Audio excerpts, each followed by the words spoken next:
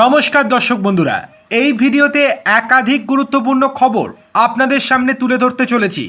তাই আপনাদেরকে অনুরোধ, পুরো ভিডিওটি অবশ্যই দেখুন। ভালো লাগলে লাইক, কমেন্ট, শেয়ার এবং চ্যানেলটিকে সাবস্ক্রাইব করতে একদম ভুলবেন না। তাহলে চলুন শুরু করা যাক ভিডিওটি। 1 নম্বর, রেড রোড চত্বরে ঠিক কবে থেকে ঈদের নামাজ পড়ার সূচনা হয়েছিল তা নিয়ে মতান্তর থাকতেই পারে। তবে বিগত তৃণমূল জামানায় যে এই ধর্মীয় অনুষ্ঠানটি এক অনন্য রাজনৈতিক ও সামাজিক উচ্চতা পেয়েছিল তা নিয়ে কোনো দ্বিমত নেই। বাংলার প্রাক্তন দুই বাম মুখ্যমন্ত্রী জ্যোতি বসু বা বুদ্ধদেব ভট্টাচার্য কখনোই ঈদের নামাজের মঞ্চে না গেলেও তৃণমূল নেত্রী মমতা বন্দ্যোপাধ্যায় একে এক অলিখিত রেওয়াজে পরিণত করেছিলেন। মাথায় কাপড় দিয়ে প্রতি বছর ঈদের সকালে রেড রোডের নামাজের মঞ্চে তার উপস্থিতির ছবি সংবাদ মাধ্যমে ছেয়ে থাকত। সাম্প্রতিক বছরগুলিতে তিনি তার রাজনৈতিক উত্তরসূরি অভিষেক বন্দ্যোপাধ্যায়কেও এই মঞ্চে নিয়ে আসা শুরু করেছিলেন। তবে 2026-এর মে মাসে দাঁড়িয়ে সেই চেনা ছবিটা এবার অতীত হতে চলেছে। বিধানসভা ভোটে তৃণমূলের ভরাডুবির পর মমতা বন্দ্যোপাধ্যায় আর মুখ্যমন্ত্রীর চেয়ারে নেই। ফলে এবার ঈদের সকালে তিনি আমন্ত্রিত হিসেবে সেখানে যাবেন কিনা তা পরের প্রশ্ন। কিন্তু তার চেয়েও বড় প্রশ্ন হলো, এবার হয়তো রেড রোডে ঈদের নামাজ পড়ার অনুমতি আর দেবে না সেনাবাহিনী। সামনেই বকরিদ। রাজ্যে নতুন বিজেপি সরকার ক্ষমতায় আসার পরই পশু বলি নিয়ে পূর্ববর্তী সমস্ত নিয়ম ও নির্দেশিকা অত্যন্ত কঠোরভাবে পালনের সিদ্ধান্ত নিয়েছে প্রশাসন। এই নতুন পরিস্থিতির মধ্যেই রেড রোডে নামাজ বন্ধ হওয়ার জল্পনা রাজনৈতিকভাবে অত্যন্ত তাৎপর্যপূর্ণ হয়ে উঠেছে।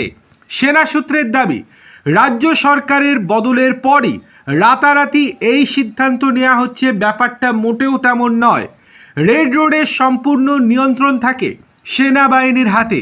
সেখানে যে কোনো বড় অনুষ্ঠানের জন্য ফোর্ট উইলিয়ামের ছাড়পত্র বাধ্যতামূলক। সেনা সূত্রের খবর, গত বছরই নামাজের প্রধান আয়োজক সংস্থা খিলাফত কমিটিকে স্পষ্ট জানিয়ে দেওয়া হয়েছিল যে নিরাপত্তার স্বার্থে রেড রোডে আর নামাজ পড়ার অনুমতি দেওয়া সম্ভব নয়। কিন্তু তৎকালীন মুখ্যমন্ত্রী মমতা বন্দ্যোপাধ্যায় নিজে সেই সময় সেনা কর্তৃপক্ষের কাছে বিশেষ অনুরোধ জানান। মুখ্যমন্ত্রীর অনুরোধে সেবার শেষবারের মতো ছাড়পত্র দেওয়া হয়েছিল। এবার আর সেই রাজনৈতিক চাপ বা অনুরোধের সুযোগ না থাকায় সেনাবাহিনী তাদের পুরনো সিদ্ধান্তে অটল থাকবে বলে পরিষ্কার জানিয়ে দিল। অর্থাৎ রেড রোডে এবার আর কোনো নামাজ পড়া হবে না। চলে আসি পরের গুরুত্বপূর্ণ খবরে। রাজ্যের সমস্ত মাদ্রাসায় এবার থেকে ক্লাস শুরুর আগে প্রার্থনার সময় বাধ্যতামূলকভাবে বন্দে মাতারাম গাইতে হবে। রাজ্যের বিজেপি সরকারের মাদ্রাসা শিক্ষা দপ্তরের তরফে জারি হওয়া এক নতুন নির্দেশিকায় এই সিদ্ধান্তের কথা জানানো হয়েছে। সোমবার 19শে মে 2026 তারিখে এই নির্দেশ জারি করেছে মাদ্রাসা শিক্ষার ডিরেক্টরেট। ওই নির্দেশিকায় বলা হয়েছে, প্রতিদিন বিদ্যালয়ের অ্যাসেম্বলি বা প্রার্থনার সময় বন্দে মাতারাম গাওয়া বাধ্যতামূলক। এই নির্দেশ অবিলম্বে কার্যকর করতে হবে বলেও স্পষ্ট জানানো হয়েছে। একই সঙ্গে আগের সমস্ত প্রচলিত নির্দেশ বা প্রথাকে বাতিল করে নতুন এই নিয়ম চালু করা হয়েছে।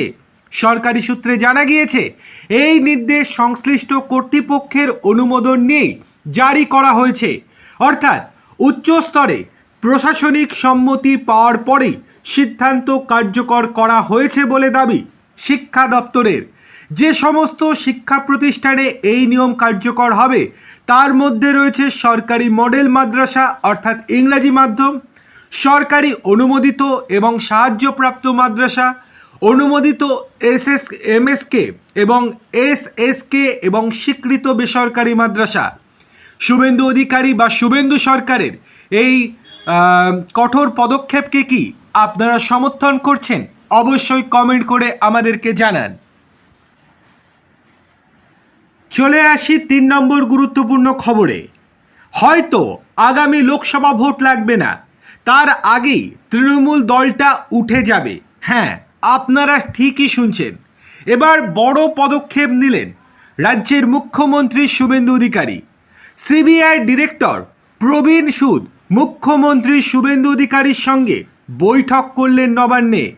ক্ষমতায় আসার পরই 13ই মে মুখ্যমন্ত্রী শুভেন্দু অধিকারী সিবিআইকে প্রাতিষ্ঠানিক দুর্নীতি মামলায় আধিকারিক এবং কর্মীদের বিরুদ্ধে তদন্তের অনুমোদন দিয়েছেন।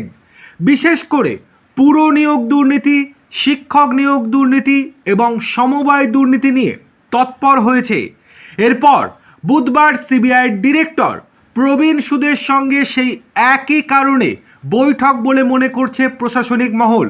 এছাড়াও আরও যে সমস্ত দুর্নীতি মামলা রাজ্যে চলছে, সমস্ত দুর্নীতি মামলায় যারা যারা যুক্ত, অর্থাৎ তৃণমূলের যে সমস্ত নেতা, প্রাক্তন মন্ত্রী, এছাড়াও সাংসদ ও কর্মীরা যুক্ত, তাদের সকলের বিরুদ্ধে কড়া অ্যাকশন নিতে বলেছেন মুখ্যমন্ত্রী শুভেন্দু অধিকারী।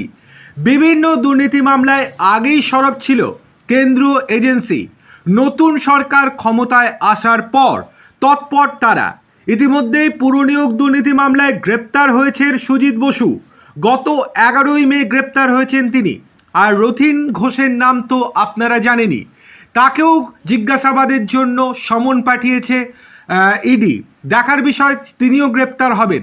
দেখার বিষয় এরপর লাইনে কারা কারা রয়েছেন, কোন কোন হেভিওয়েট তৃণমূল নেতা প্রাক্তন মন্ত্রীরা গ্রেপ্তার হন, সেই দিকেই নজর রয়েছে গোটা বাংলার মানুষের। চলে আসি 4 নম্বর গুরুত্বপূর্ণ খবরে। এবার আরও বিপদে তৃণমূল কংগ্রেস। ব্যারাকপুর প্রশাসনিক ভবনে হালিশহর পৌরসভার 16 জন কাউন্সিলরের গণ ইস্তফাকে ঘিরে ব্যাপক রাজনৈতিক চাঞ্চল্য তৈরি হয়েছে। কাচরা পড়ার পর এবার হালিশহর পৌরসভাতেও বড়সড় ভাঙনের ছবি সামনে এলো। পদত্যাগীদের মধ্যে রয়েছেন 5 জন মহিলা কাউন্সিলরও। তবে এই গণ ইস্তফায় সামিল হননি পৌরপ্রধান শুভঙ্কর ঘোষ। এদিন পদত্যাগী 16 জন কাউন্সিলরের নাম প্রকাশ করেন সুদীপ্ত দাস। পাশাপাশি তিনি আশ্বাস দেন পৌর পরিষেবায় কোনো প্রভাব পড়বে না এবং সাধারণ মানুষের পরিষেবা স্বাভাবিকভাবেই চলবে। অন্যদিকে পদত্যাগের পর ক্ষোভ উগরে দেন হালিশহরের 4 নম্বর ওয়ার্ডের কাউন্সিলর মৃত্যুঞ্জয় দাস।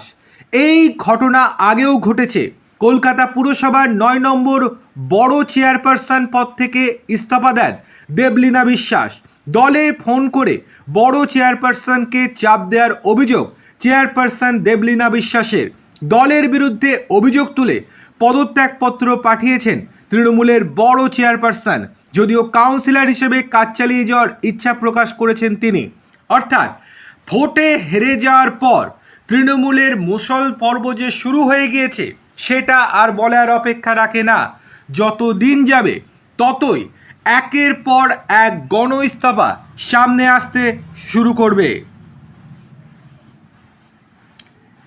চলে আসি পরের গুরুত্বপূর্ণ খবরে। কৃষ্ণনগরের তৃণমূল সাংসদ মহুয়া মৈত্রের বিরুদ্ধে করিমপুর থানায় একটি এফআইআর দায়ের করা হলো। তার বিরুদ্ধে পশ্চিমবঙ্গ পশু জবাই নিয়ন্ত্রণ আইন 1950-এর বিরুদ্ধে মন্তব্য করার অভিযোগ আনা হয়েছে। সম্প্রতি জারি করা সরকারি নির্দেশিকা প্রসঙ্গে মহুয়া ফেসবুকে একটি পোস্ট করেছিলেন, যা ঘিরে নতুন করে বিতর্কের সূত্রপাত হয়। স্থানীয় বিজেপি নেতা গোলক বিশ্বাস করিমপুর থানায় গিয়ে ওই সাংসদের বিরুদ্ধে লিখিত অভিযোগ দায়ের করেন। অভিযোগ, মহুয়ার বিরুদ্ধে উস্কানিমূলক মন্তব্য করা এবং সাম্প্রদায়িক সম্প্রীতি নষ্ট করার চেষ্টার অভিযোগ আনা হয়েছে। পুলিশ বর্তমানে বিষয়টি তদন্ত শুরু করে দিয়েছে। মূল বিতর্কের সূত্রপাত হয় গত 16ই মে মহুয়া মৈত্রের অফিসিয়াল পেজে পোস্ট করা একটি ভিডিওকে কেন্দ্র করে। সেই ভিডিওতে তিনি দাবি করেন যে গরু জবাই সংক্রান্ত রাজ্য সরকারের নির্দেশিকাটি উদ্দেশ্য প্রণোদিতভাবে একটি নির্দিষ্ট সম্প্রদায়কে তুষ্ট করার লক্ষ্যে তৈরি করা হয়েছে। এর ফলে গরু জবাইকারী এবং গবাদি পশু ব্যবসায়ীদের মধ্যে ব্যাপক আতঙ্ক ছড়িয়ে পড়ে। তিনি কেন্দ্রীয় সরকারের কাছে গরুর মাংস রপ্তানি এবং বাণিজ্যিক ভর্তুকির প্রসঙ্গ তুলে ধরে সাধারণ মানুষের জীবিকা ক্ষতিগ্রস্ত করার যে নীতি বিজেপি সরকার গ্রহণ করেছে তারও সমালোচনা করেন। মহুয়ার এই বক্তব্যের তীব্র বিরোধিতা করে করিমপুরের বিজেপি বিধায়ক সমরেন্দ্রনাথ ঘোষ বলেন, ওই নির্দেশিকায় গবাদি পশুর হাট বন্ধ করার কোনো কথা বলা হয়নি, বরং ভারত বাংলাদেশ সীমান্ত দিয়ে গরু পাচার রোধ করতেই এই কঠোর পদক্ষেপ নেওয়া হয়েছে।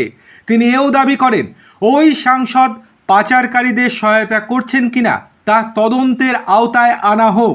তবে বিষয়টি এর চেয়েও কিছুটা জটিল। এর আগে গত 9 মে বিজেপি নেতা গোলক বিশ্বাস সোশ্যাল মিডিয়ায় মহুয়া মৈত্রকে কান লাগেনি বলে অভিহিত করেছিলেন, আর এবার মহুয়ার বিরুদ্ধে থানায় অভিযোগ দায়ের করলেন তিনি।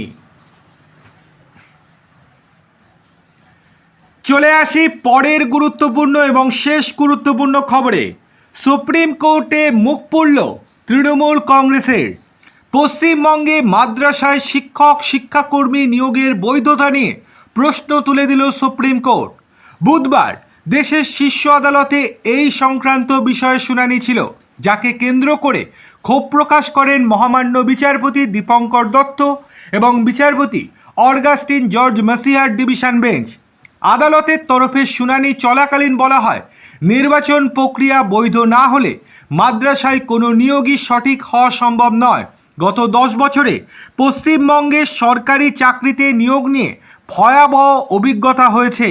অর্থাৎ নাম না করে তৃণমূল কংগ্রেসের জামানায় শিক্ষক থেকে পুরনিয়োগে যে দুর্নীতি হয়েছে আর তাতে বঞ্চিত হয়েছেন যোগ্যরা, তা ঘুরপথে ফের একবার বলে দিল সুপ্রিম কোর্ট। এই দিন মাদ্রাসায় প্রায় 1000-এর কাছাকাছি বিতর্কিতভাবে নিযুক্ত শিক্ষাকর্মীদের মধ্যে 10 জনের নিয়োগকে নমুনা হিসেবে ধরে শুনানি করছিল সুপ্রিম কোর্ট, যা নিয়ে একাধিক অনিয়ম লক্ষ্য করে দেশের সর্বোচ্চ আদালত। মামলার শুনানিতে বিচারপতি দীপঙ্কর দত্ত বলেন, 3টি বিষয়ের ওপর নির্ভর করে বিচার করতে হবে নিয়োগ বৈধ কিনা। প্রথমত, নিয়োগ প্রক্রিয়া সরকারি নিয়মে অনুমোদিত কিনা তা দেখতে হবে, সঙ্গে প্রার্থীর শিক্ষাগত যোগ্যতা যাচাই করতে হবে। তৃতীয়ত, প্রার্থী বৈধ নিয়োগ প্রক্রিয়ার মধ্যে দিয়ে পাশ করেছেন কিনা তাও খতিয়ে দেখতে হবে। যারা চাকরি পেয়েছেন তাদের থেকে অনেক বেশি যোগ্যরা সুযোগ পাননি, সেক্ষেত্রে কি হবে? পুরো নিয়োগ প্রক্রিয়াতে স্বজন পোষণ হয়েছে।